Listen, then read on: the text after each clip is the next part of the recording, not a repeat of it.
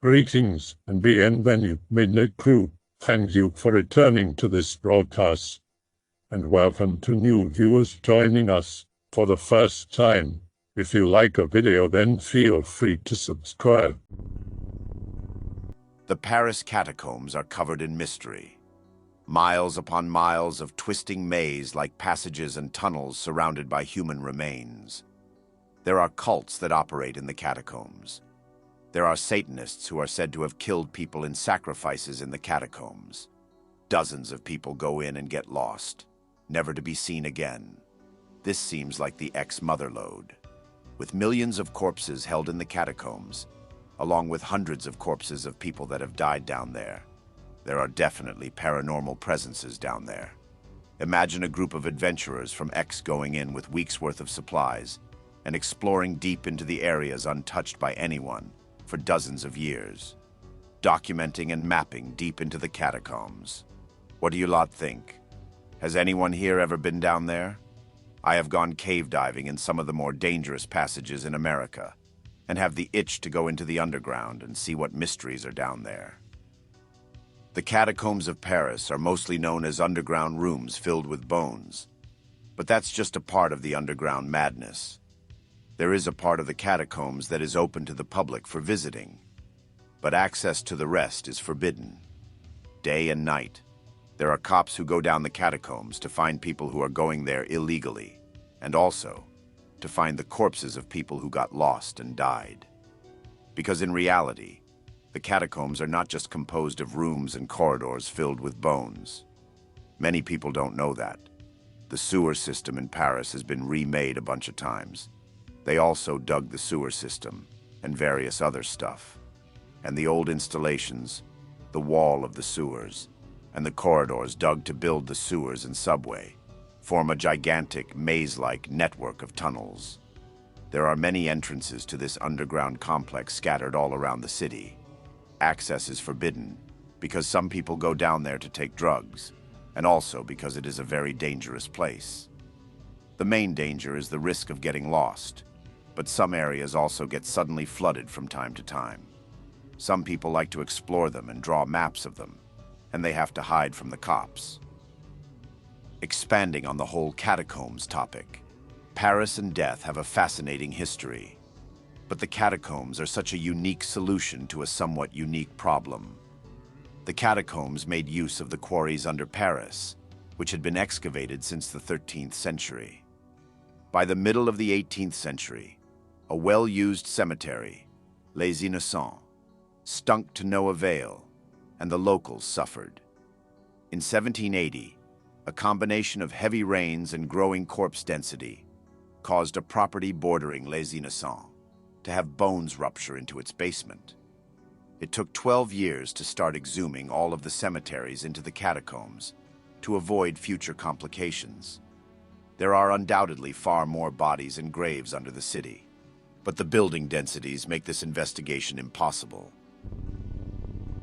On a recent trip to France with a few of my friends, we overheard an old man talking in a pub in Paris about the catacombs.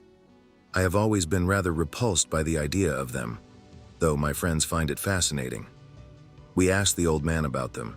He told us a story of when he was younger, he and some friends found a hidden entrance to the catacombs and went very deep underground. Apparently, this was a rather daring pastime when he was younger.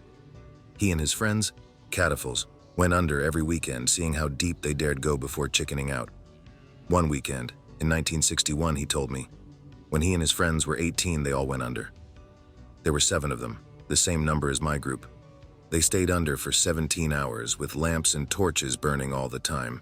When suddenly everything failed, all the lights went out. He told me, one thing you don't want to happen is to be lost down there with no lights, even if you think you remember the way, because when the lights go out, the tunnels change and move. I asked him what happened after the lights went out. We grouped together and started praying, and one lamp came on, mine, so we held hands, and I led the way. We knew this tunnel, so I was able to lead the way. I got an uneasy feeling listening to this wizened old man telling this story. I really didn't want to hear the end. So I reached the surface and looked back at my friends to find they weren't there. I could feel Lewis holding my hand all the time, but when I looked back, I saw my hand clasping a dark shadow. He then told us that he never saw any of his friends again and doesn't know what happened to them. I don't know if I believe that story or not, but it sure grabbed my friend's interest. They had to go into the catacombs. We did some research and found that you can actually go into the combs without finding a hidden entrance. Right across from the Denfert-Rochereau metro station is an entrance that is open to the public. Before I carry on, I'll tell you about the catacombs. Under Paris is a vast network of tunnels. Even today, no one knows all of the tunnels. The plans to them lost long ago. Some of the tunnels are so small you have to crawl through, and some so big you could walk 10 men abreast and still not touch the sides. You may think that this doesn't sound scary at all. You're right, but there is more to the story. The tunnels are full of human bones. The bones of 7 million Parisians, to be precise. In the 1700s and 1800s, it was pretty obvious that Paris was running out of grave space. The Les Halles district above was suffering from contamination of poor burials and mass graves in the churchyard cemeteries. There was much sickness in the area, and in some cases the ground level in the churchyards had risen 10 to 20 feet just from the volume of the human remains in them. So in a sort of mass desecration, the oldest graves were dug up and the bodies dumped in the tunnels under Paris.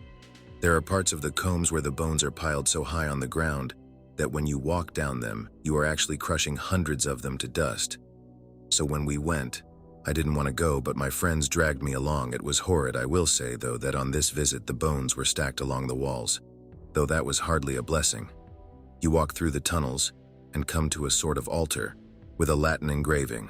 It reads, "Man like a flower of the field flourishes while the breath is in him, and does not remain nor no longer knows his own place. In peaceful sleep, rest great people." It was very sad. I could almost feel the sorrow down there. We walked around the room. We were the only ones there at this time. All of a sudden, we hear a little girl crying. We could hear it echoing around us everywhere. I have had enough and run back upstairs and into the cool, fresh air. About 15 minutes later, my friends came out. They told me they heard a loud crashing, like the bones all falling onto the floor at once. They came out pale-faced and breathing hard. I knew they were telling the truth about what they heard. Far from being scared off by what we heard, all of my friends were dying to go back, but this time they wanted to find a hidden entrance. I was vehemently against this. I had had all I wanted and more from the catacombs. I sat on my own in a little cafe the next day while my 6 friends, Mark, Thomas, Helen, Keith, Chris, and Allison, all went in search of someone who would help them see the real tunnels. They came back a few hours later to find me very jittery from nerves and caffeine. They had with them a man in his 40s who said his name was Henry, just Henry. He said he had spent many years of his youth in the combs, and that for a price, 300 euros. He would show us where to go and give us a sort of tour. I said no right away. I was not going back there. My comrades, however, were up for it. They chipped in 50 euros each and set off on the tour. I told them I would be waiting here for them.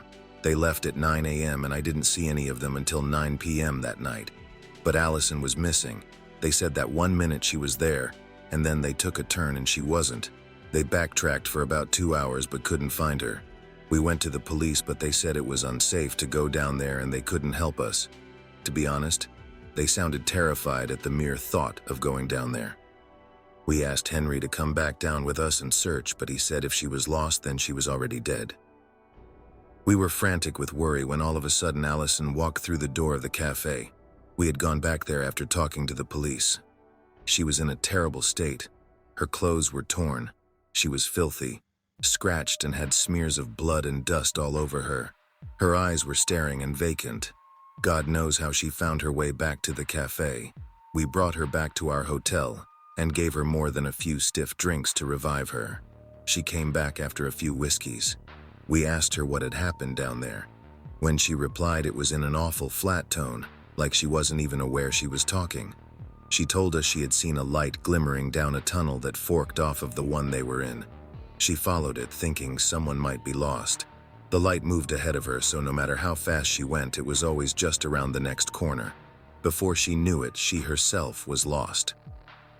She called out for the rest of the group, but heard only her own cries echoed back at her. She carried on following the light, hearing only her harsh breath and her own footsteps. Then she realized she should hear the footsteps of whoever was holding the light. She ran faster, catching it up, and before she knew it, she had run headlong into a dead end. Against the wall was a skeleton sitting down, its clothes ragged on its bones. She then saw something that made her blood run cold. Nike trainers. This skeleton wasn't from the 1700s, it was from the late 1900s. Someone else had gotten lost and died. She ran from the dead end as fast as she could, making random turns as she fled. Her torch started to dim and she started panicking more. She ran into another dead end, but this one had a ladder on the wall. She climbed up and onto the surface. She scrambled away from the exit and sat on the ground and cried. She then started looking for us to find the cafe where I was. She kept hearing footsteps behind her, looking back and seeing a dark shadow on the ground. She was lost in the city but finally found us. We decided to fly home the next day. Back in London, we all told just our closest family what had happened. None of them believed us. Sadly, Allison never quite recovered from her attack. She is now in a psychiatric hospital. We visit her every week, but she seems to respond less and less. Her doctor told us that whatever happened to her just affected her mind too much, and she became more introverted and lethargic every day. We all have sleeping problems now. I barely get 3 hours a night and get by only by consuming mass amounts of caffeine. I have no idea what happened to us in Paris, only that I will never go back. And that every night I pray to God that whatever did that to Allison stays in Paris and doesn't come to finish her off. Or us. Be in Paris. Be a night keeper in a subway station. 3 a.m. Listening to the radio. Checking cameras and motion sensors. Motion sensor turns on. Middle of a tunnel. No other entrance than the 2 stations. No one was supposed to be there. No camera there. No other motion sensor either. Get a call from another station who noticed it as well. Send groups from both stations to check it. The tunnel is a straight line. Can see the other station 300 meters in the distance. Well lit. No place to hide. No exit. Guys call me. Say they see 2 people. One of them is screaming and running towards them. See the guy on camera meet with the 2 agents on the edge of the platform. Looks panicked. Check the motion sensor. It regularly blinks. They discuss for a minute. They tell me he's a tagger. Went in through the other station. Told them he had been attacked by a ghost. They tell me they can see the ghost in the tunnel. Ask guys from the other station. They see him too. The motion sensor is still blinking. Well, sure is a ghost. Guys from both stations enter the tunnel to catch the other guy. He's reported to run to the side of the tunnel in between lights. The motion sensor stops blinking. Watch the camera. No one exited the tunnel throughout the whole thing. No news for 2 minutes. Slight? Nope. Call another station. No one was seen exiting the tunnel on their end. The motion sensor starts blinking again. They've met halfway through the tunnel where the motion sensor is. Flooded the whole area with powerful flashlights. No one was found. Nope. They bring the tagger back. Call the cops. Meanwhile, talk to him. Says a shadow pursued him while screaming at him. He says he actually never screamed. Nope. Hear an electronic relay clicking. Turn around. The motion sensor is blinking. 20+ people along with cops go to the tunnel. No one is found. That motion sensor was since considered to be malfunctioning. It lit up again at night occasionally, but none of those that were there that night wanted to check it. How some guy managed to disappear in a tunnel without any exit remains an enigma. I later participated in scouting the entire tunnel, searching for some hidden path. The subway interconnects with the sewers, caves of nearby buildings, and even the catacombs. It can happen in Paris that some people open new ways between different underground networks by simply destroying a wall between the 2. We checked on maps to see if there was some nearby cave, went through the entire tunnel, checking every square centimeter for a hole, digging the railway ballast in case it was below, but nothing was found. And the guys that were in the tunnel that night were certain there was someone.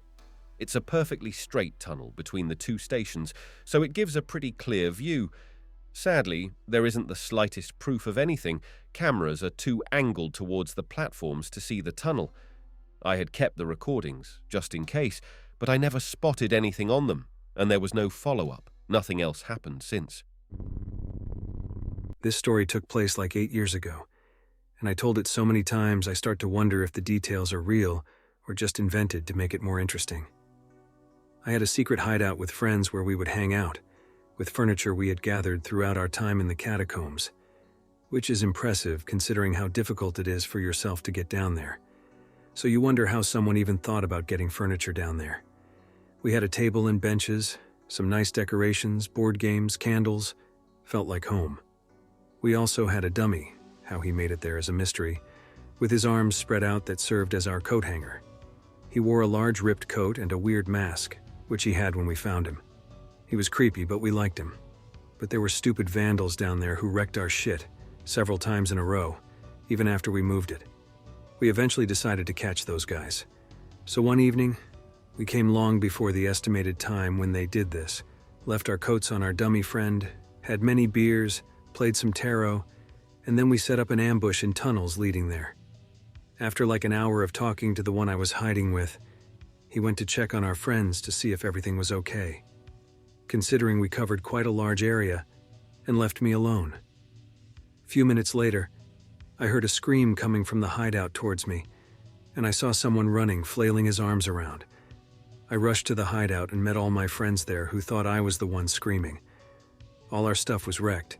CD player broken, deck of cards ripped to pieces, candles broken in half. Yet no one was seen coming to our hideout from any direction. Only that guy running away screaming. And that's when we realized our dummy friend was missing. To think someone actually stole our dummy, impersonated him, wearing his coat and mask and playing coat hanger for the hour we spent there drinking beers. Blows my mind. I went there a few years ago. It's interesting. Heaps and heaps of bones and skulls, neatly organized. They're not behind glass or anything. Lots of long and shallow damp hallways, way down underground. I went with a group so I didn't get lost, but I can imagine it could happen. There are some signs there too from when it was used in World War II. Soldiers would hide in there. The millions of skeletons that lie there were transported from overflowing cemeteries in the outskirts of the city. This transport was done at night, not to scare the citizens. So can you imagine? 18th century Paris in the dead of night, a string of horse-drawn wagons passing through, carrying all these dead bones. The catacombs in their first years were mainly a bone repository, but Guillaume's successor from 1810, Louis-Étienne Héricard de Thury, oversaw the renovations that would transform the underground caverns into a real and visitable sepulchre on par with any mausoleum. In addition to directing the arrangement of skulls and femurs into the configuration seen in the catacombs today, he used those tombstones and cemetery decorations he could find. Many had disappeared after the 1789 revolution, to complement the walls of bones. The name of catacombs was given to this ossuary in reference to the Catacombs of Rome, a name originally given to an ancient cemetery situated not far from the Appian Way. The Cemetery of the Innocents, near Saint-Eustache, in the area of Les Halles, had been in use for nearly 10 centuries and had become a source of infection for the inhabitants of the locality. After numerous complaints, the Council of State decided, on November 9, 1785, to prohibit further use of the Cemetery of the Innocents and to remove its contents.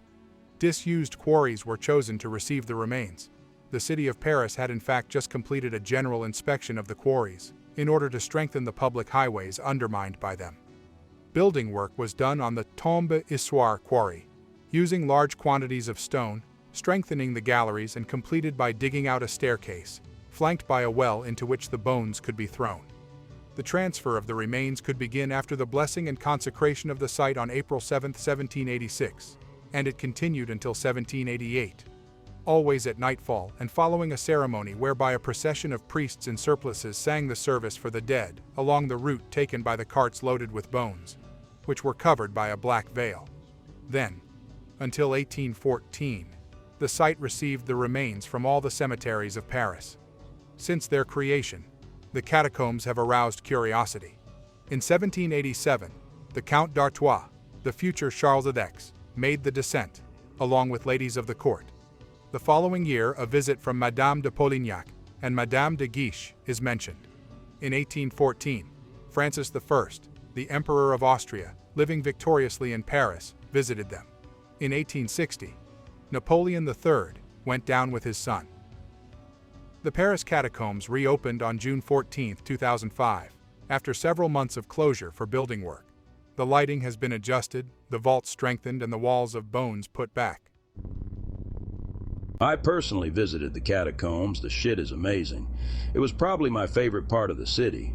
I was about 14 at the time, and I didn't feel like it was too scary, mostly because there were a bunch of people around me. But if you suffer from claustrophobia, it's hell. Also, I wouldn't want to be caught down there past dark, and I wouldn't wander off the beaten path. The shit would probably scare the shit out of me. The whole thing was basically just to catalog those that died during the plague years. Each femur bone represents one poor man, and each skull is one semi-rich man. Keep in mind, though, the tip of the femur is stronger than concrete and could easily support a load of like 500 pounds. The skulls could not, though, and are mainly decoration with load-bearing structures directly behind them. How do people disappear in the catacombs if they've been mapped out extensively? The same reason the average person goes missing whenever they walk a few feet off a well-marked hiking trail. People underestimate how easy it is to get lost and significantly overestimate their ability to navigate. The fact it's underground, pitch black at all hours, and with few, if any, landmarks, doesn't help matters. Plus, the only people stupid enough to mindlessly wander into catacombs don't have the IQ necessary to just bring a map or plan a route. That aside, though, I have some frog friends abroad who, illegally, party down there on occasion and tell me that at most it's some dumbass tripped and got a nasty cut 20 minutes from the nearest exit. Sometimes non-lethal but serious injuries. And maybe once or twice a year the police have to conduct a search for somebody that got lost and are inevitably found scared but alive. The last death they know of happened in 2016 from some boomer that OD'd while partying. You'll be fine so long as you're not a dumb junkie. Reality is often duller than the narrative that Hollywood sells us. Creates the world's largest catacombs just to stack bones. Makes it so convoluted and confusing that it still hasn't been fully mapped out centuries later. Bone chandeliers. How is this in any way efficient? Because if you dig a hole and start tossing bones in there, or have to climb into the hole to push the bones together to make more room for more, then you're doing way more work. If you just stack them up against a wall on already existing mines that had been cut out for you, then all you have to do is stack them up as close as possible, and the most you have to do is bend down or reach up. After a while of stacking them, they got good and figured out how to make patterns. Some got good enough to make bone chandeliers, bone chairs, and bone altars. They were probably losing their minds down there with all the bones they had to deal with. Its layout is convoluted because it was a mine and layers of ore or valuable stone don't care much for going in straight lines. It's mostly femurs and skulls, so maybe they did pulverize the smaller bones. Burning bones does very little to destroy them without using tons of fuel. This was about having an efficient way to rebury their dead. Lots and lots of remains of human remains dumped there for longer than the U.S. has existed, numbering in the millions. Eventually fell out of use and was forgotten about, nothing more than a legend until the 19th century when it was rediscovered. Used by bandits, thieves, smugglers, rebels, soldiers, and whatever else needs an underground passage to traverse quickly and stealthily throughout Paris. Haunted as hell and a thin place between our reality and the next. Filled with bums, raving lunatics, murderers, cults, edgy goths, a mix of all 5 of those and who knows what else. Never been fully mapped or explored, easy to get lost in. Place slowly turns people insane and delirious. Home to various communes, torture chambers, makeshift palaces and dwellings, ossuaries and rave halls. Are we sure this isn't the Elder Webway? I hope that you enjoyed tonight's broadcast. If you enjoyed tonight's story, then please subscribe to the channel as more green texts will appear daily. A new broadcast will appear when the clock strikes midnight Central Time.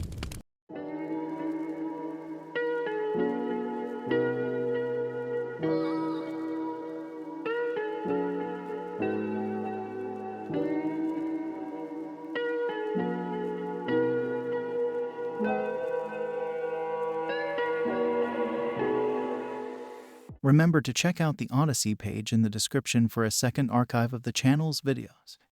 There's also a Rumble archive as a backup.